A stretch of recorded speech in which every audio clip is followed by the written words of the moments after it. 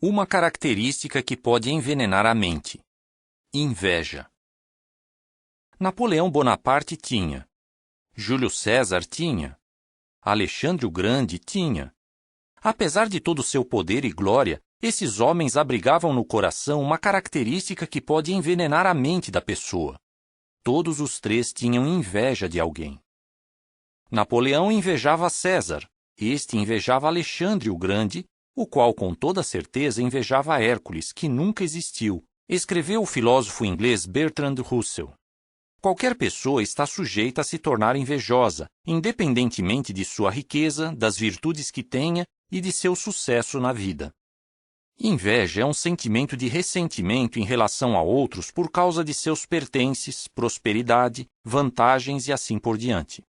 Distinguindo a inveja do ciúme, certa obra de referência bíblica diz: ciúme refere-se ao desejo de estar numa situação tão boa como a de outro, e a palavra inveja se refere ao desejo de privar outro do que ele tem.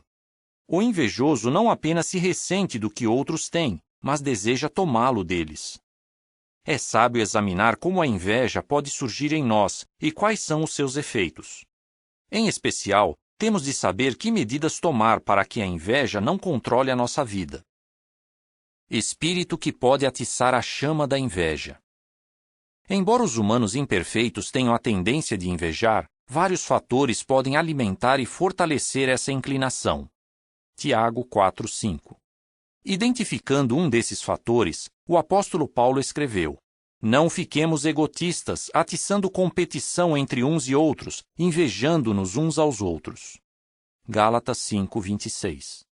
O espírito de competição pode piorar a inclinação para a inveja, resultante de nossa imperfeição. Dois cristãos, Cristina e João, descobriram que isso é assim mesmo. Cristina, pioneira regular, diz: muitas vezes sinto certa inveja dos outros. Eu comparo o que eles têm com o que eu não tenho. Certa ocasião, Cristina tomava uma refeição com um casal que tem o privilégio de servir no serviço de viajante. Sabendo que ela e seu marido, Eric, eram quase da mesma idade que o superintendente viajante e sua esposa e que tinham tido designações similares no passado, Cristina disse: meu marido também é ancião. Como é então que vocês estão no serviço de viajante e nós não somos nada? A chama da inveja, atiçada por um espírito competitivo, impediu que ela enxergasse o excelente trabalho que ela e o marido realizavam e a fez sentir-se descontente com a sua vida. João desejava servir como servo ministerial na congregação. Quando outros foram designados, mas ele não, ficou com inveja deles e com raiva do coordenador do corpo de anciãos. A inveja me levou a alimentar o ódio por esse irmão e a interpretar mal as suas intenções, admite João. Quando a inveja controla a sua vida, você se torna egocêntrico e não consegue pensar com clareza. O que exemplos bíblicos nos ensinam? A Bíblia contém muitos exemplos de alerta. Alguns desses mostram não só como a inveja se desenvolve, mas também como envenena os que permitem que ela os domine. Por exemplo, Caim, primogênito de Adão e Eva, ficou com raiva quando Jeová aceitou o sacrifício de Abel, mas não o dele. Caim poderia ter corrigido a situação, mas ficou tão cegado pela inveja que matou seu irmão. Não é de admirar que a Bíblia se refira a Caim como alguém que se originou do iníquo, Satanás. 1 João 3:12. Os 10 irmãos de José invejavam a relação especial que ele tinha com o pai. O ódio deles contra José aumentou quando ele lhes falou sobre seus sonhos proféticos. Eles até mesmo queriam matá-lo. Por fim, venderam-no como escravo e, cruelmente, levaram o pai a acreditar que José estava morto. Anos depois, eles admitiram seu pecado, dizendo uns aos outros: somos indubitavelmente culpados com respeito ao nosso irmão, porque vimos a aflição de sua alma quando implorou compaixão da nossa parte, mas não escutamos. Gênesis 42:21. No caso de Corá, Datã e Abirão, a inveja surgiu quando eles compararam seus privilégios aos de Moisés e Arão. Acusaram Moisés de desempenhar o papel de príncipe e de se enaltecer acima dos outros. Essa acusação era falsa. O próprio Jeová havia designado Moisés. Mas esses rebeldes invejavam o cargo de Moisés. Por fim, a inveja levou à destruição deles às mãos de Jeová.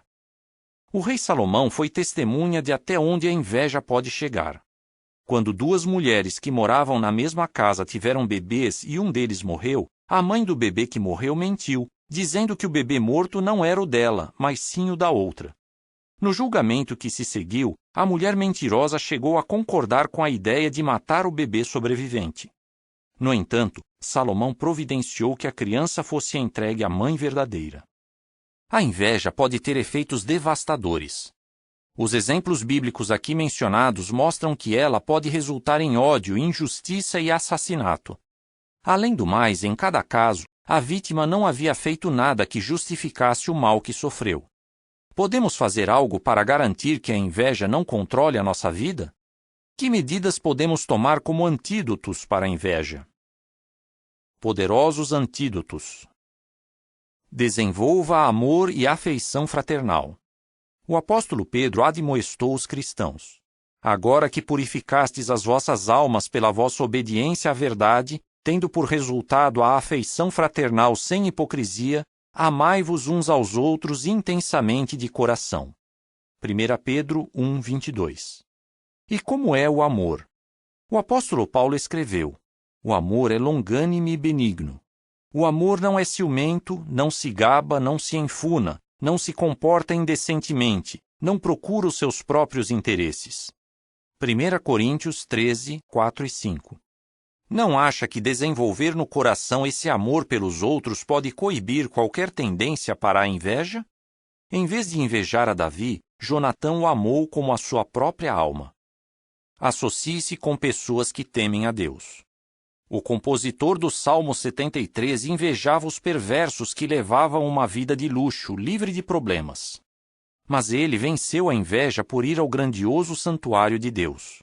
Salmo 73, 3 a 5 e 17. Associar-se com outros adoradores de Jeová ajudou o salmista a reconhecer os benefícios que recebia de chegar-se a Deus. Associar-nos regularmente com os irmãos nas reuniões cristãs pode fazer o mesmo por nós. Busque fazer o bem. Ao ver que Caim havia desenvolvido a inveja e o ódio, Deus lhe disse: volte-se para fazer o bem. Gênesis 4:7. O que significa para os cristãos fazer o bem?